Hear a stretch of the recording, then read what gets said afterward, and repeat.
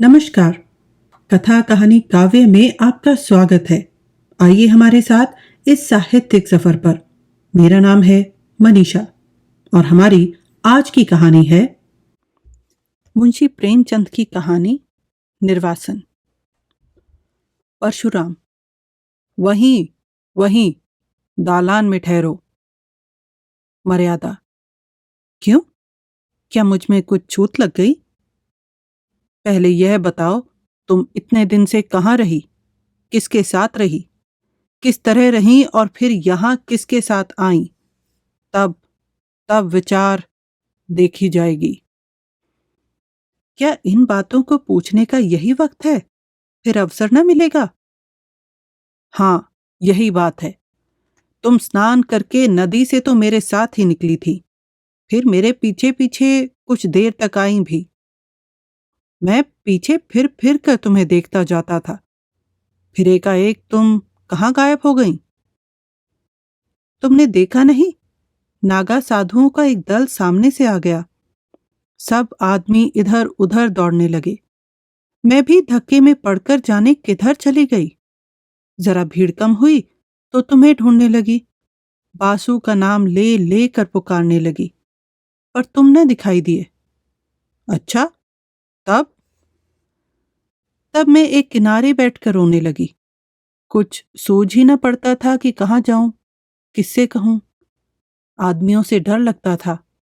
संध्या तक वहीं बैठी रोती रही। इतना तूल क्यों देती हो? वहां से फिर कहाँ गई?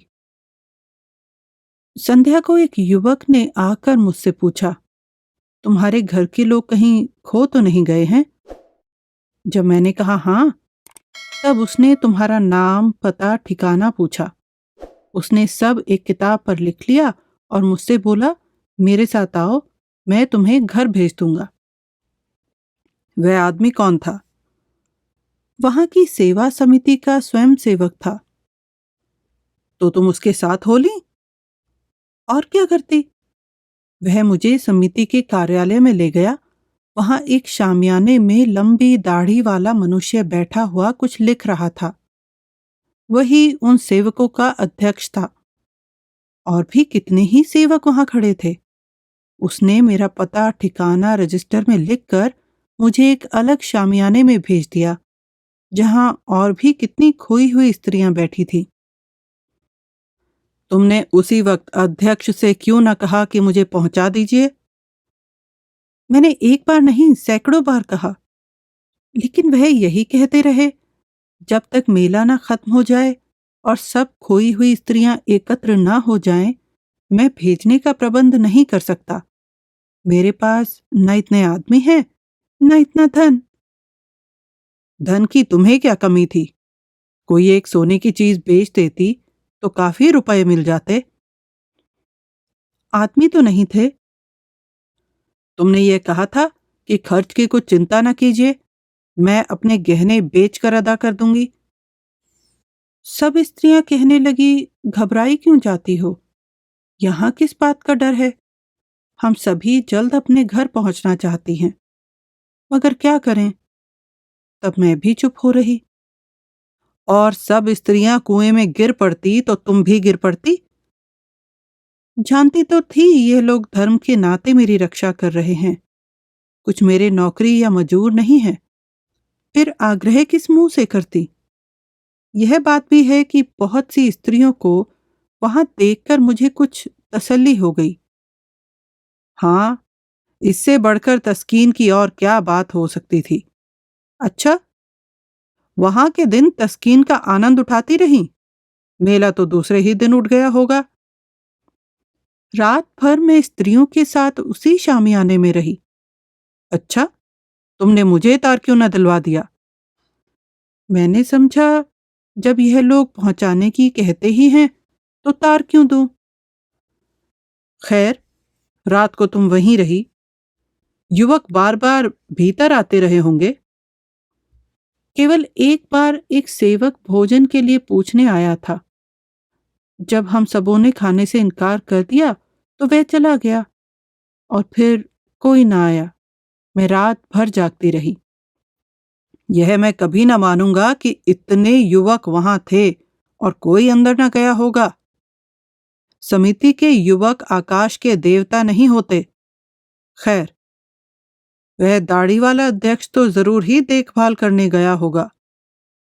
हाँ, वह आते थे, पर द्वार पर से पूछ पूछ कर लौट जाते थे। हाँ, जब एक महिला के पेट में दर्द होने लगा था तो 2-3 बार दवाएं पिलाने आए थे। निकली ना वही बात। मैं इन धूर्तों की नस नस पहचानता हूँ। विशेषकर तिलक मालाधारी दढ़ियलों को मैं गुरु घंटाल ही समझता हूँ। तो वे महाशय कई बार दवाई देने गए। क्यों? तुम्हारे पेट में तो दर्द नहीं होने लगा था? तुम एक साधु पुरुष पर आक्षेप कर रहे हो। वह बेचारे एक तो मेरे बाप के बराबर थे, दूसरे आंखें नीची किए रहने के सिवाय कभी किसी पर सीधी निगाह नहीं करते थे। हाँ, वहां सब देवता ही देवता जमा थे। खैर, तुम रात भर वहां रही। दूसरे दिन क्या हुआ? दूसरे दिन भी वहीं रही। एक स्वयंसेवक हम सब स्त्रियों को साथ में लेकर मुख्य मुख्य पवित्र स्थानों का दर्शन कराने गया। दोपहर को लौटकर सबों ने भोजन किया। तो वहां तुमने सैर सपाटा भी खूब किया। कोई कष्ट न होने पाया। भोजन के बाद गाना बजाना हुआ होगा। गाना बजाना तो नहीं। हाँ, सब अपना अपना दुखड़ा रोती रहीं।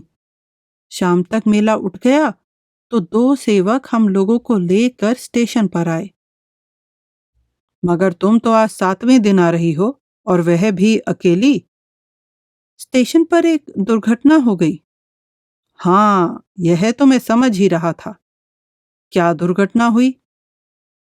जब सेवक टिकट लेने जा रहा था तो एक आदमी ने आकर उससे कहा, यहाँ गोपीनाथ के धर्मशाला में एक आदमी ठहरे हुए हैं। उनकी स्त्री खो गई है। उनका भला सा नाम है। गोरे गोरे लंबे से खूबसूरत आदमी है। लखनऊ मकान है, झवाई टोले में। तुम्हारा हुलिया उसने ऐसा ठीक बयान किया कि मुझे उस पर विश्वास आ गया। मैं सामने आकर बोली, तुम बाबूजी को जानते हो? वह हंसकर बोला, जानता नहीं हूं तो तुम्हें तलाश क्यों करता फिरता हूं? तुम्हारा बच्चा रो रो कर हलकान हो रहा है। सब औरतें कहने लगीं, चली जाओ, तुम्हारे स्वामी जी घबरा रहे होंगे। स्वयं सेवक ने उससे 2-4 बातें पूछकर मुझे उसके साथ कर दिया। मुझे क्या मालूम था मैं किसी नर पिशाच के हाथों पड़ी जाती हूँ। दिल में खुश थी कि अब बासु को देखूंगी, तुम्हारे दर्शन करूंगी। शायद इसी उत्सुकता ने मुझे असावधान कर दिया। तो तुम उस आदमी के साथ चल दी? वह कौन था? क्या बतलाऊं कौन था? मैं तो समझती हूं कोई दलाल था।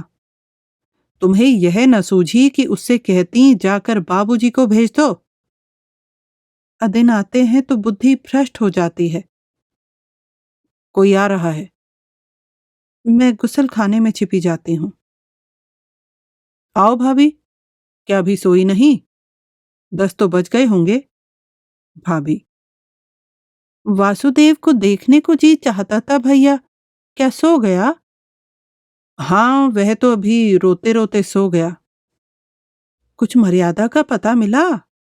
अब पता चले भी तो तुम्हारे किस काम की? घर से निकली स्त्रियां थान से छूटी हुई घोड़ी हैं, जिसका कुछ भरोसा नहीं। कहां से कहां लेकर मैं उसे नहाने लगा। होनहार हैं भैया, होनहार। अच्छा, तो मैं जाती हूँ। मर्यादा बाहर आकर, होनहार नहीं हूं, तुम्हारी चाल है। वासुदेव को प्यार करने के बहाने तुम इस घर पर अधिकार जमाना चाहती हो। बको मत। वह दलाल तुम्हें कहां ले गया? स्वामी, यह ना पूछिए। यह कहते मुझे लज्जा आती है। यहाँ आते तो और भी लज्जा आनी चाहिए थी। मैं परमात्मा को साक्षी देती हूँ कि मैंने उसे अपना अंग भी स्पर्श नहीं करने दिया। उसका हुलिया बयान कर सकती हो? सांवला सा छोटे डील डॉल का आदमी था। नीचा कुर्ता पहने हुए था। गले में ताबीज भी थी। हाँ, थी तो। वह धर्मशाले का मेहतर था। मैंने उसे तुम्हारे गुम हो जाने की चर्चा की थी। उस दुष्ट ने उसका वह स्वांग रचा। मुझे तो वह कोई ब्राह्मण मालूम होता था। नहीं, मेहतर था। वह तुम्हें अपने घर ले गया? हाँ, उसने मुझे तांगे पर बैठाया और एक तंग गली में एक छोटे से मकान के अंदर ले जाकर बोला, तुम यहीं बैठो, तुम्हारे बाबूजी यहीं आएंगे। अब मुझे विदित हुआ कि मुझे धोखा दिया गया। रोने लगी। वह आदमी थोड़ी देर बाद चला गया और एक बुढ़िया आकर मुझे भांति भांति के प्रलोभन देने लगी। सारी रात रो रो कर काटी। दूसरे दिन दोनों फिर मुझे समझाने लगे कि रो रो कर जान दे दोगी, मगर यहाँ कोई तुम्हारी मदद को ना आएगा। तुम्हारा एक घर छूट गया, अब तुम्हें उससे कहीं अच्छा घर देंगे जहां तुम सोने के कौर खाओगी और सोने से लद जाओगी। तब मैंने देखा कि यहां से किसी तरह नहीं निकल सकती, तो मैंने कौशल करने का निश्चय किया। खैर, सुन चुका। मैं तुम्हारा ही कहना मान लेता हूं कि तुमने अपने सतीत्व की रक्षा की, पर मेरा हृदय तुमसे घृणा करता है। तुम मेरे लिए फिर वह नहीं निकल सकती जो पहले थी। इस घर में तुम्हारे लिए स्थान नहीं है। स्वामी जी, यह अन्याय न कीजिए। मैं आपकी वही स्त्री हूं जो पहले थी। सोचिए मेरी दशा क्या होगी। मैं यह सब सोच चुका और निश्चय कर चुका। आज 6 दिन से यह सोच रहा हूं। तुम जानती हो कि मुझे समाज का भय नहीं। छूत विचार को मैंने पहले ही तिलांजलि दे दी। देवी देवताओं को पहले ही विदा कर चुका। पर जिस स्त्री पर दूसरी निगाहें पड़ चुकी, जो 1 सप्ताह तक न जाने कहां और किस दशा में रही, उसे अंगीकार करना मेरे लिए असंभव है। अगर अन्याय है तो ईश्वर की ओर से है, मेरा दोष नहीं। मेरी विवशता पर आपको जरा भी दया नहीं आती? जहां घृणा है वहां दया कहां? मैं अब भी तुम्हारा भरण पोषण करने को तैयार हूं।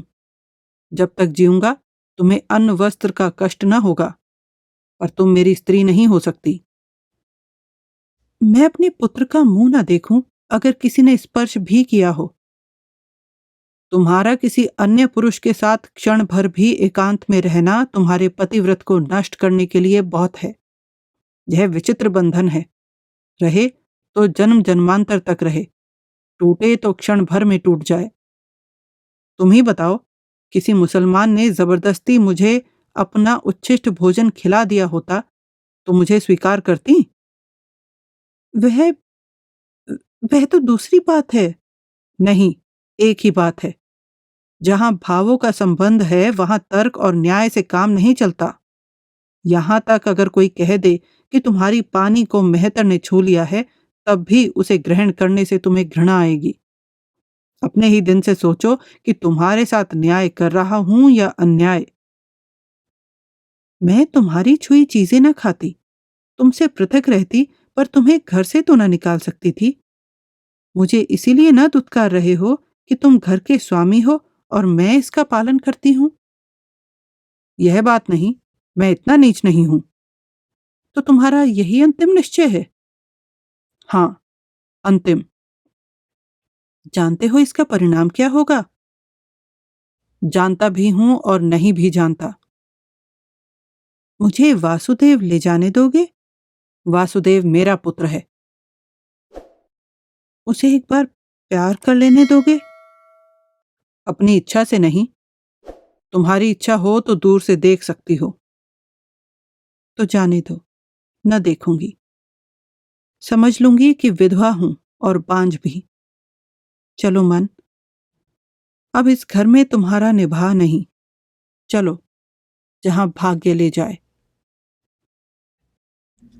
हमारे साथ बने रहने के लिए धन्यवाद। आपको ये कहानी कैसी लगी, हमें नीचे कमेंट बॉक्स में बताएं। आपके कमेंट्स और लाइक हमें प्रोत्साहित करते हैं और इससे चैनल की भी मदद होती है। अपने दोस्तों और परिवार के साथ कहानियां शेयर कीजिए और अगर आपने अभी तक सब्सक्राइब नहीं किया है तो सब्सक्राइब करें और साथ में बेल आइकन दबाना ना भूलें। इससे हमारे अपडेट्स आपको सबसे पहले मिलेंगे।